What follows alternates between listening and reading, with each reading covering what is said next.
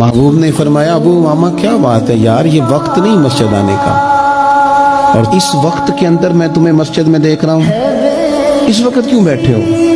عرض کرنے لگے حضور مجھے قرض نے پریشان کر دیا، آزمائش میں آ گیا، حضور کیا کروں؟ تو نبی کریم نے فرمایا میں تمہیں دعا سکھاتا ہوں۔ حضور نے دعا سکھائی، کہا پڑھو اللہم انی اعوذ بک من الہم والحزن واعوذ بک من العجز والکسل واعوذ بک من الجبن والبخل واعوذ بک من غلبۃ الدین وقہر الرجال۔ فرمائے اس دعا کو پڑھا کرو، اللہ خیر کر دے گا۔ حضرت ابو امامہ فرماتے ہیں لوگوں میں نے یہ دعا پڑھی، میرے نصیب دیکھو، پڑھی میں نے پر سیکھی میں نے ڈائریکٹ حضور سے۔ میں نے یہ دعا پڑھی، اللہ نے میرے قرضے بھی دور کر دیے اور میرے غم بھی سارے دور کر دیے۔